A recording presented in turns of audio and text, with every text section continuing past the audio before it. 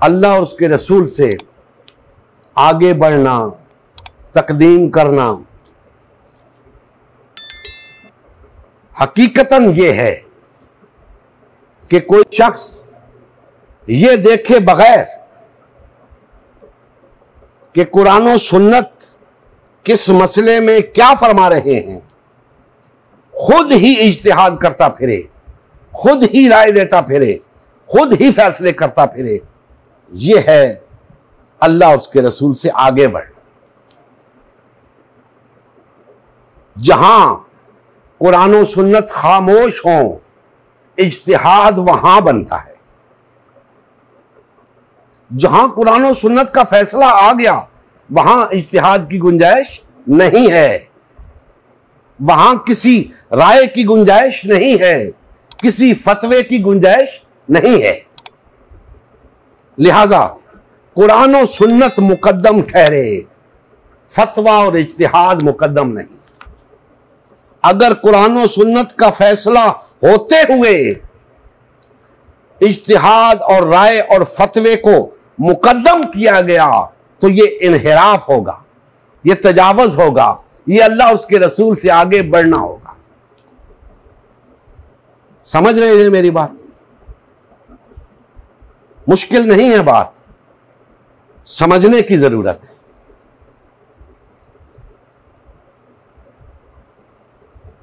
अब देखते हैं दोस्तान मोहतरम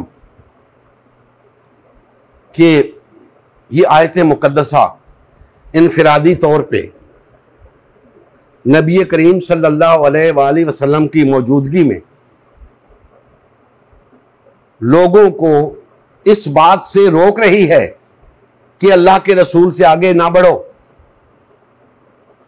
अल्लाह के रसूल से पहले ना बोलो, अल्लाह के रसूल का फैसला आने दो, अल्लाह के रसूल का फैसला मालूम करो, अपनी तरफ से फैसले ना करो। और दूसरी तरफ हम देखते हैं कि ये आयत मुबारका इस्लामी आईन की बुनियादी दफात में से है। यह आयत मुबारका इस्लामी आईन की बुनियादी दफात में से है। ना तो कोई हुकूमत, ना कोई अदालत और ना कोई पार्लियामेंट इससे इन्हिराफ या तजावुज का हक रखती है। अगर हुकूमत इस्लामी होगी, इस्लामी कहलाएगी, तो उसे अपनी हद में रहना पड़ेगा।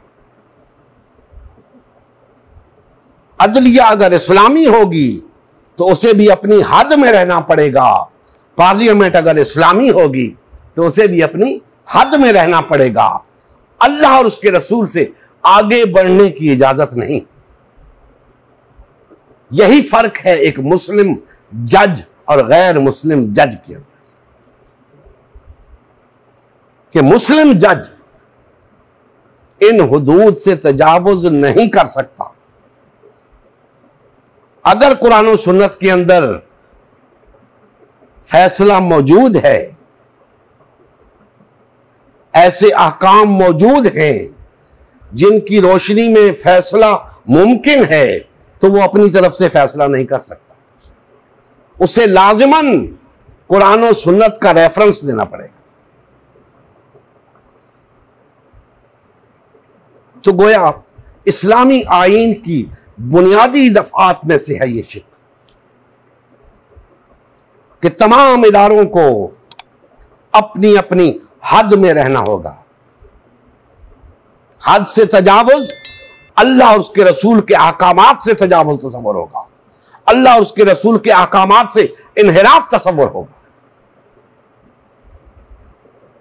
हजरत मुआज बिन जबल रजी अल्लाह ताला अन्हु, आपको अल्लाह के रसूल सल्लल्लाहु अलैहि वसल्लम ने यमन का काजी मुकर्रर फरमाया, हाकिम मुकर्रर फरमाया, गवर्नर मुकर्रर फरमाया और पूछा कि ऐ मुआज, फैसले कैसे करोगे? अर्ज किया हुजूर कुरान की रोशनी में फैसले कर। फरमाया अगर बज़ाहिर तुम्हें कुरान में ना मिले तो अर्ज किया हुजूर आपकी सुन्नत मुबारका के मुताबिक करूंगा। फरमाया माज अगर तुम्हें वहां भी ना मिले तो अर्ज किया हुजूर फिर अल्लाह ने जो इस्तेदाद दी है अपना इज्तिहाद करूंगा। अल्लाह के रसूल सल्लल्लाहु अलैहि वसल्लम खुश हुए और फरमाया है अल्लाह तेरा शुक्र जिसने अपने रसूल के नुमाइंदे को वो तरीका इख्तियार करने की तौफीक अता फरमाई जो तेरे रसूल को पसंद है। तो दोस्ताने मोहतरम, अपने इज्तिहाद को, अपनी राय को, अपने फतवे को कुरान और सुन्नत पे तरजीह ना देना ही अल्लाह उसके रसूल के अहकामात की पासदारी है।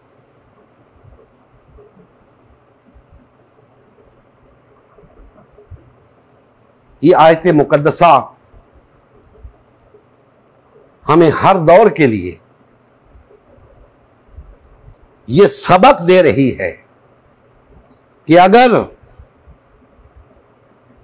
तुमने एक बावकार कौम के तौर पे जिंदा रहना है तो हर शख्स को अपनी अपनी हद में रहना होगा। अपनी अपनी हदों को जान लो। अल्लाह उसके रसूल के ताबेदार बन जाओगे, अल्लाह उसके रसूल के वफादार बन जाओगे, अल्लाह की बंदगी करने वाले बन जाओगे। दुनिया में तुम्हारा मकाम होगा। लेकिन दोस्ताने मोहतरम, इंसान बिलाखिर इंसान है।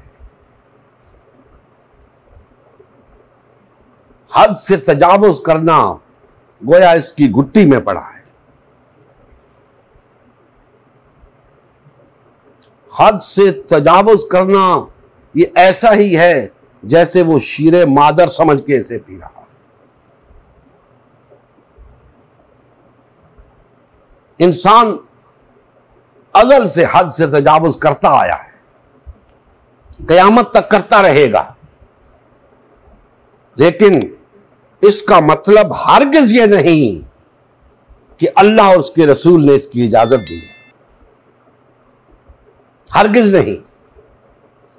अल्लाह और उसके रसूल ने पाबंद किया है, कुरान और सुन्नत का पाबंद किया है। उस पाबंदी के अंदर रहना है। आज जब इस्लाम की बात की जाती है तो फौरन जहन में यह बात आती है कि कौन सा इस्लाम? सुन्नी इस्लाम, शिया इस्लाम, बरेलवी इस्लाम, देवबंदी इस्लाम, अहले हदीस का इस्लाम, अहले कुरान का इस्लाम? कौन सा इस्लाम?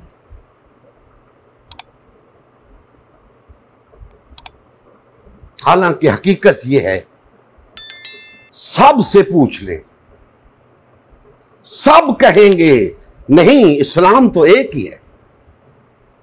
और यह हकीकत है कि इस्लाम एक ही था, एक ही है, एक ही रहेगा। लेकिन सवाल यह पैदा होता है कि अगर इस्लाम एक ही है तो फिर यह क्या है?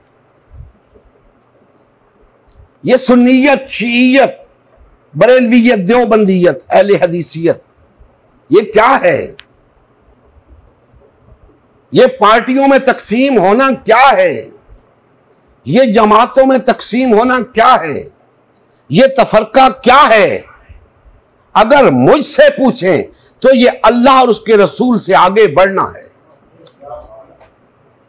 नबी करीम सल्लल्लाहु अलैहि वसल्लम की ज़िंदगी का मकसद ग़लबा-ए दीन इस्लाम था।